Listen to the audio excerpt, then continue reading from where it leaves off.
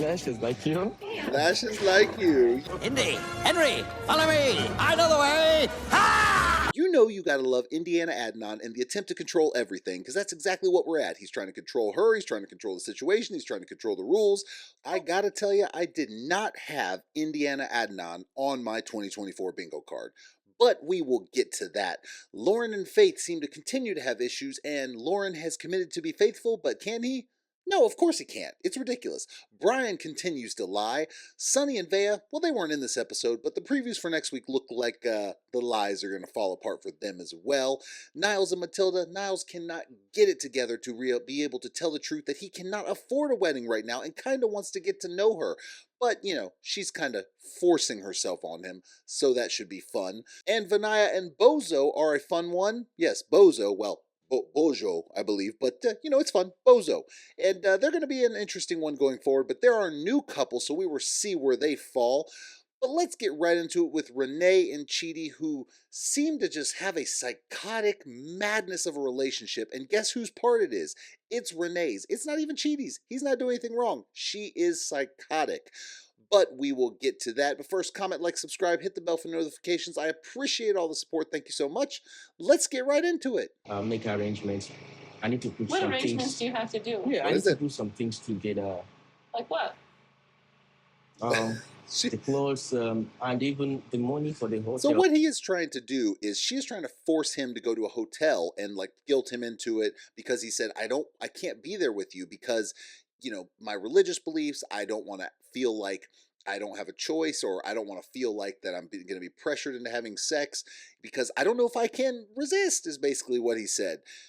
Side note, she looks like a parasite or something is eating her from the inside. Every time I see her, it looks like she's lost some weight and the circles under her eyes get a little bit bigger.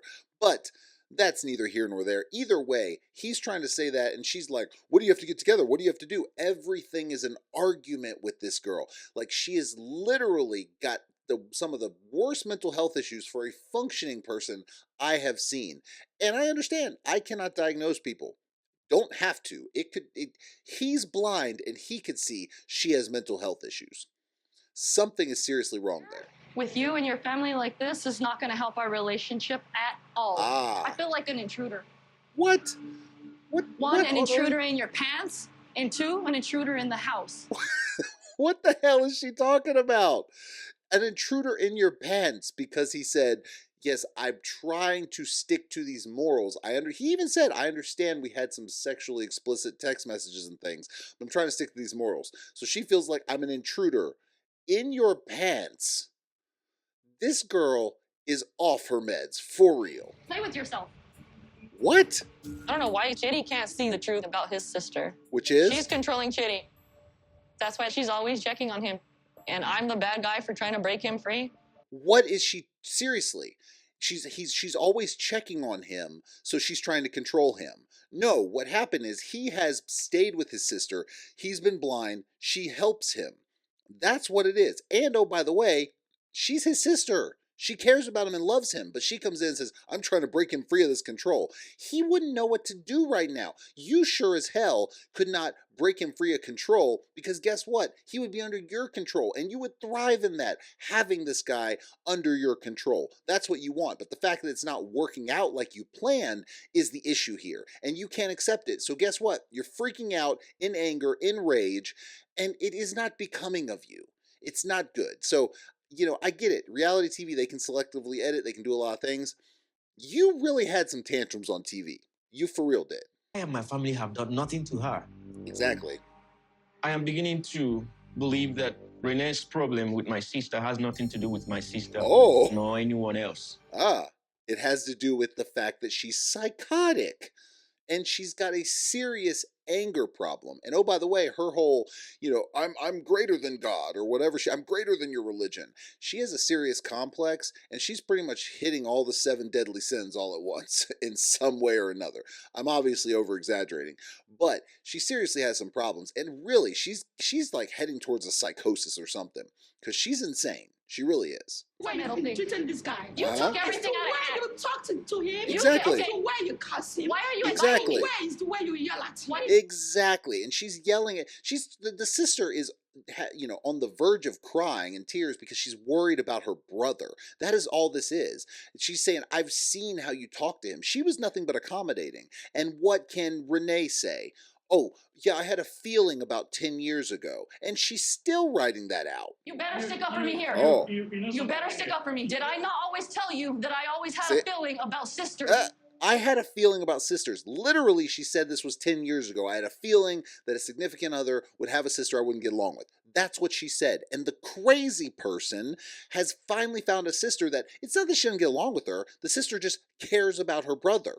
She has been nothing but accommodating to this lady, and Renee has fabricated this drama and made it herself, and now she's saying it because it's all a self-fulfilling prophecy to her.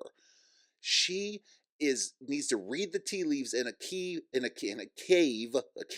cave by herself somewhere and be alone, because quite frankly, she is bringing no positivity to anyone right now. I am heartbroken. I feel bad for him. I really do. So she ended up leaving, basically, and left the house in this rage.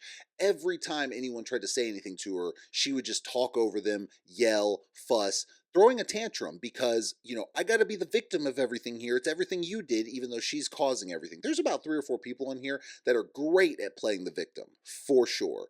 But she ended up leaving, and even after all that, he's still heartbroken. He is dodging a bullet here. She would thrive in the role of controlling him if she could.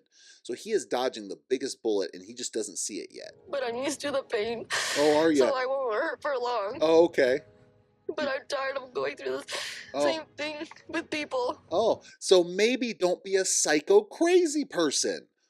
I'm tired of going through the same thing with people. She talks about relationships and being that person, and I'm giving everything to him and he's not giving everything to me. Lady, you tried to talk about relationships. You haven't ever had a real relationship.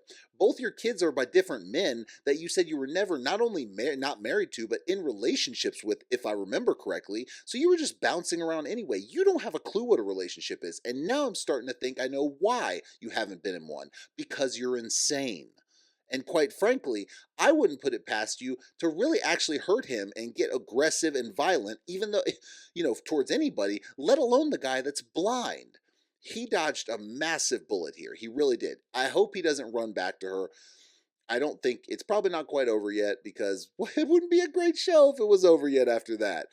But we'll see. Hopefully he ultimately comes to the decision that it's time to leave.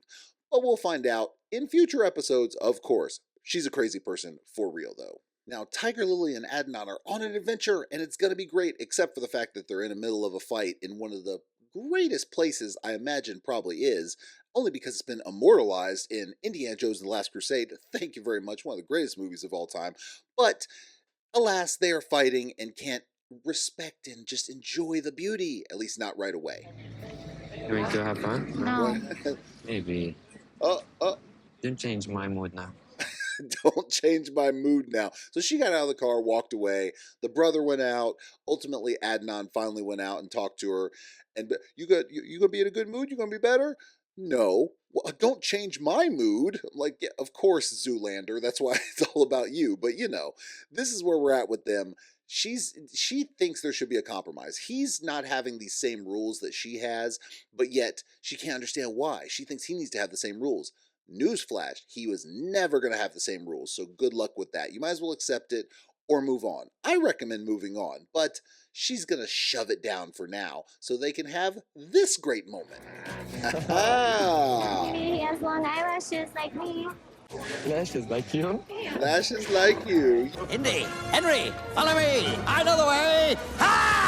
You gotta love Indiana Adnan and the attempt to control everything, because that's exactly what we're at. He's trying to control her, he's trying to control the situation, he's trying to control the rules, but we're having fun because we're at Petra and she's completely blindsided by that. It is beautiful. What are you gonna do? It's absolutely beautiful. But is it gonna change? No, it's not gonna change. Of course not. But it's gonna continue like this until the next situation. Chey and the crews, they're trying to make a problem between me and Tigerlilly. Why they do that? Why they do that?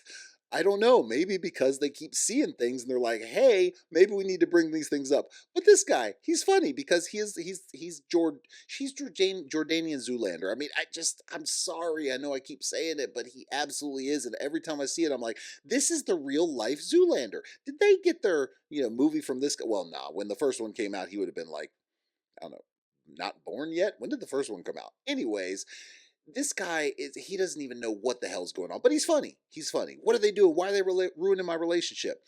They're not. What's happening is they're just asking questions, and you don't like it because you like to be in control. That is the problem, and it's going to continue to be the problem. What's going to happen? He's either going to lose the control, she's going to wise up and be gone, or he's going to gain the control, he's going to make her kick those friends out of her life, and that's what's going to happen. So either way, it's not really a happy ending. We were just thinking about the wedding and we just wanted to be married. We didn't really think about Adnan's spousal visa, which could take a long time. No, you didn't think about the one main thing you're going to have to do if you want to permanently be together? Yeah, what is wrong with these people? Every one of them was like, we just were in the moment. We didn't think about it. We were just doing this. It never ends well. And this is going to be more of the same. It's not going to end well. She's going to have to either accept the control or get rid of it, like I said before. And he's not going to change. It's just not showing it. She's going to go back and he might find another wife. Who knows? Either way, there's a lot of drama that is going to come probably before it ends. And great TV, not good for a relationship. Brian has continued to become one of my least favorite people on the show because he continues to lie, he continues to hide things, he continues to be the least genuine, and he continues to be the gold medal winner of the Victim Olympics as his man card continues to get ripped away every single time because he is no man, he has no accountability, and he cannot take care of any significant other. So what does that leave you? Someone who is feeling sorry for themselves, someone who is playing the victim, and someone who doesn't have anything to offer someone else. And that's what he is. At least that's what he's showing right now. And it continues to show as we go on. So in this episode, he's meeting her friends. Seems like it kind of goes okay, but there's always signs with him. And as we get towards some of the later clips, we can see that he hasn't changed at all. Tá aqui. Normalmente chega no Brasil, já tô na cama, na primeira noite com pessoa, pá, pá, pá. First night in the bed. That's what he's saying. So subtitles, I'm trying to leave it up on this so you can see the big view. Obviously, I can only play short little clips, but what he's saying is they're asking why they haven't had sex yet, why they haven't had, basically the friends are very interested why they haven't had sex yet. He's saying, typically I'd be jumping in the first night and having sex with them, which, okay, whatever, dude, I guess. But he's saying, but it's different with Ingrid. It's different. And so they're making it seem like, oh, that's great. He really wants, something because they're so interested in why you haven't had sex yet. And she's like, well, it makes makes her feel a little bit good, it seems like. Of course, she said she's never heard about how he just used to jump into bed with anyone that would come his way. So there's a little more of information that's been left out while she feels like maybe it's because it's meaningful. Doubtful. There's time for everything. Almost near to it. Because he's past the phase. So what she's basically saying, he was approved. So basically she's saying, I'm giving him the green light. It's going to happen. Of course, again, he keeps saying that we haven't even had this conversation. So she doesn't know what it entails with someone in a wheelchair who has special needs. And oh, by the way, is his head going to explode? Because he straight up said in the beginning that if he has an orgasm, he could pass out and it could potentially kill you. That's what he said. When you're a paralyzed person, that could happen. So is he just like a ticking time bomb every time he has sex? Either way, she doesn't know anything about it, and yet she's saying he passed the test. He hasn't decided, look, I'm going to go ahead and let you know. He was so open in the beginning. Let me tell you about my catheter. Here's the pictures. But he doesn't want to say how sex is going to be. Probably because maybe she's going to be like, what the hell is this, perhaps? Either way, it's not a good start. After the cameras left, Ingrid made it clear that she was ready to have sex. Oh. But I didn't have a condom. What? What the hell did you just say? The guy that had all the condoms at his house, the guy that keeps talking about having sex and how it works to the camera, but not to her, did not have a condom. You know what I don't buy? That you ever plan to use a condom to begin with. So you can fool everyone else saying you didn't have a condom, but the fact that she asked for one, now you're playing damage control because you thought, oh, it's all good. It's all good. I don't know if it's because you have zero sperm count. I don't know if it's because, I don't know what it is, or you just thought she'd go with the flow. I do not buy for a second that you just didn't have a condom. This was planned. You never planned to use one in the first place. So I decided to offer oral sex. Oh, did you now? But once I went to go kiss her stomach, she basically hand in the face. I wonder like, why. No, stop. Okay, and the funny part about this is, when they talked to her, she said, well, I asked him, do you have a condom? He said no, but I'll give you oral sex. And she's like, whoa, well, no, we can wait. It's okay. We can just wait and do that. And then he got upset. I believe that 100%. 100%. It's my fault that I didn't have a condom and I wasn't ready for that. Yeah. But for her to shut everything down and end the way it did, it hurt me. It hurt me. You are a coward. You are a coward, and you are no man, because it hurt you because she said, no, let's wait, and you feel like embarrassed or something. I mean, that's what this is. You're this big. You're this big inside. That's what it is. You're this big inside. You feel like you're entitled. That's exactly what it was, is you felt like you deserved it. She said no because you didn't have a condom, even though you thought she'd just be like, oh, it's all good. This guy is manipulative. This guy is conniving. This is one of the worst people on the show right now. And he hides behind his wheelchair and his disability for people to feel bad for him while saying he's a changed person, when in reality, this is who he is. That face right there, that high stone-looking face that is just awkwardly paused, that's who he is on the inside. That weird guy that never got past anything, that's trying to sell himself to other people. I was thinking that she was just trying to get the green card and I was against her. Team Ingrid. Team Ingrid all day, because this guy is a piece of garbage. Unless he does some serious redemption arc, piece of garbage. We'll see. So Faith finally decided to talk to Loren after icing him out for a while and said maybe we'll see what happens. But did the conversation go well? Either way, if Faith decides to give Loren another chance, is he going to change? Because the fool made it very clear before that he wanted to pretty much have sex with whoever the hell he wanted to and was not going to be monogamous. Now all of a sudden he's saying, never mind. Situation because I messed up. But you did mess up. I felt like I was communicating that I was sleeping with people. But clearly you didn't understand that. Trying to flip it. Victim Olympics. Victim Olympics. We are seeing it left and right. Every person in here cannot take accountability. There's not a single person in here that can take accountability, it seems like. So what he says is, well, you know, I get it, I messed up, but I communicate. I told you I was having sleepovers at friends' houses. You're talking about a different culture here. Faith doesn't understand what you meant because you understood. No, you selectively tried to leave out details like, oh, I don't know, I'm actually having sexual relationships with these people, and Faith thought you were just kind of crashing on the couch. Yeah, that's manipulative. It's all manipulative. Not every house, but maybe like once a week. So once a week in every week. Yes.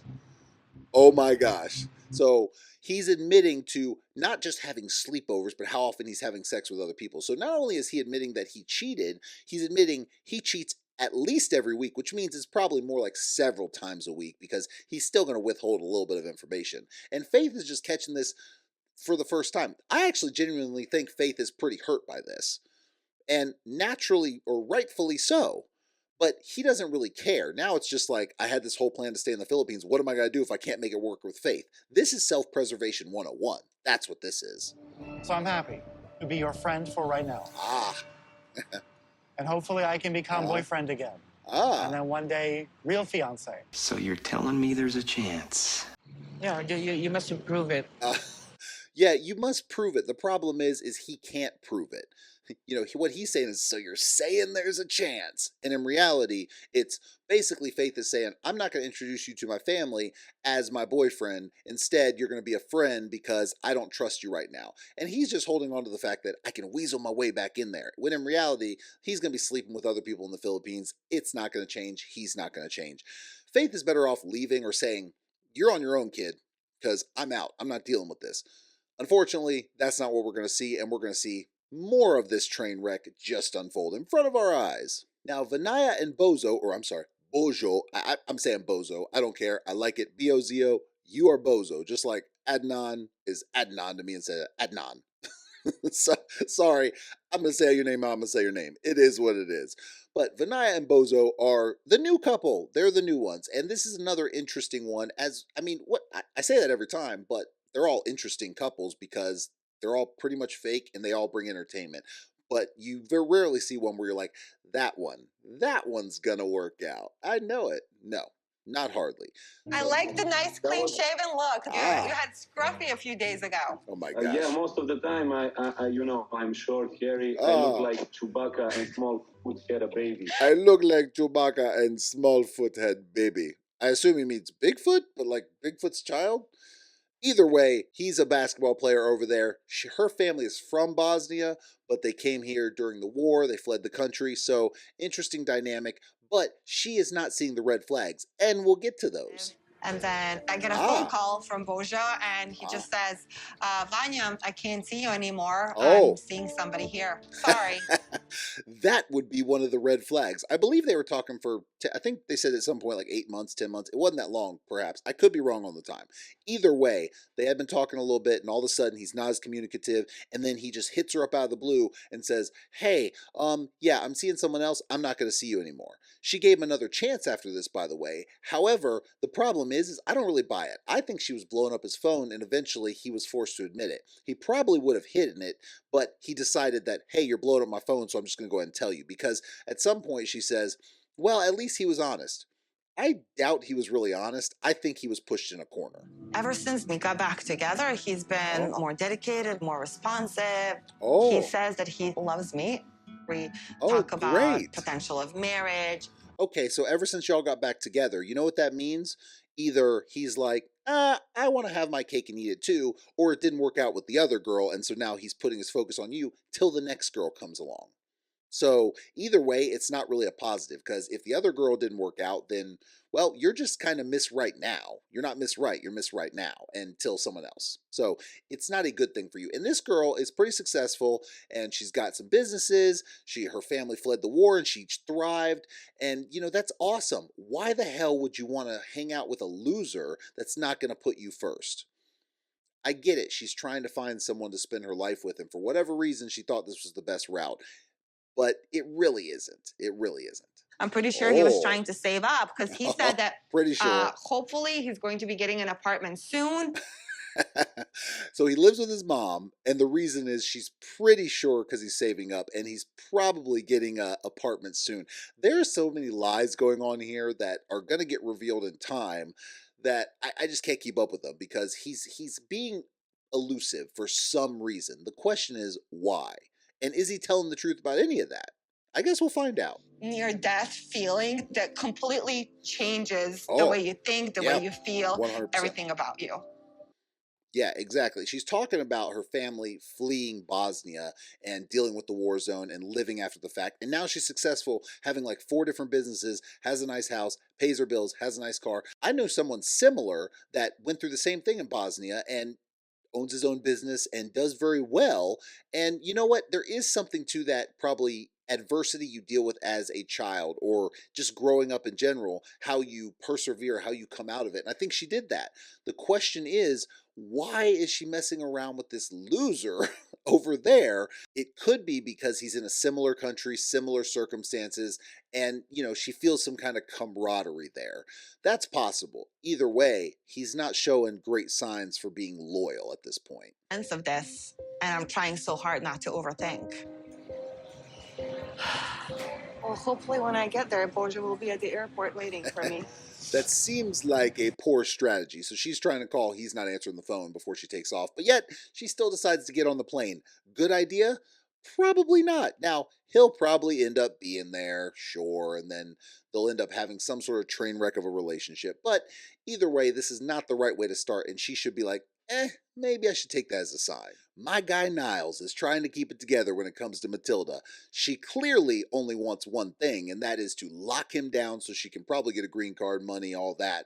But he's trying to hold it together, at least in the sex department, while also having to tell her that, yeah, we're not getting married, even though she thinks they're getting married. So, train wreck abound? About to get heated. Really, really heated. Really, really heated. So let's say I didn't keep a cooler head. Cooler head. I really. head. I love this guy. He cracks himself up. He's talking about how they were about to have sex the night before, but he decided and stopped it and said, no, can't do it. Good for him. She kind of got pissed though, but he's trying to stick to it. She is clearly not helping. Every time it showed her, she keeps trying to grab for his junk. So this should be interesting. I don't anticipate they last because she's going to keep trying to force it upon him. And eventually he's probably going to give in. Only aspect of our relationship after a while. And again, I'm only human. No, I cannot go 6 rounds every single day. We are not designed. I don't think we men are designed to do that. And he goes on to say that maybe I could twice a week probably. I'm like, dude, 6 times a day, twice a week? Well, good for you, man. He's like, we're not designed 6 times a week every day, but some days it's okay. And he's autistic, so I can't tell if he's joking or not.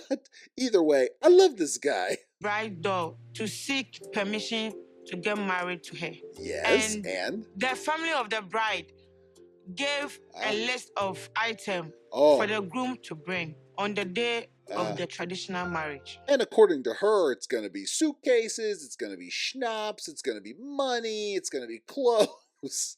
I'm like, man, listen. Again, I understand different cultures and things like that, but come on. Schnapps and suitcases, that's just crazy. And on top of that, she's like, we're going to have 200 guests in our wedding and everything. I'm like, lady, I don't know if you just think every American is just ridiculously wealthy, and maybe you do, but you ain't entitled to that. And if you ain't marrying for love, then it's going to fall apart. She's hoping that she locks it down, gets over there, and then can do whatever she wants, because then if she leaves, she'll hopefully have it locked down. But clearly, she ain't in it for the right reasons. I just wish Niles could see that. So he decides to take her shopping, and she takes advantage. Just understand that I may not be able to buy every single thing. Look at that. Look at that. He says I can't buy every single thing, and just the daggers. She's like, what the hell you just say to me? Oh, hell no. That's that look right there. Hold on. One more time. Look at that. That is I don't think I heard you correctly, son. This is not going to be good. So maybe I get the skirt for her and then maybe take off the pressure just a little bit. Uh-huh. Yeah, talking about an $80 skirt that he bought for her. Oh, no, by the way, then he goes on to go into a ring shop while she's getting her nails done that he's paying for, and he gets an engagement ring to do a real engagement with the plan of being, I'm going to propose, and then say, oh, by the way, we're not getting married right now. Look, I know it's a good place in his head, and his mind's right, but he's just not thinking this through. He's not going to do those things in the moment. It's not going to happen. But he thinks he has this great plan. It is not going to end good, and she is going to end up getting everything she wants. He's going to be pushed in a corner, and unless he can take out a massive loan or something for this wedding, he's going to be forced to say at the last minute, I cannot afford this. And then it's going to be worse because everything's going to be together, or she's going to be ready for her special day. Yeah, it's not the way to go about it, Niles, but he's trying. Poor guy. He deserves happiness too. We'll see. I hope he gets it. Thank you for joining me. I appreciate all the support. Make sure you comment, like, subscribe, hit the bell for notifications, and I will see y'all next time.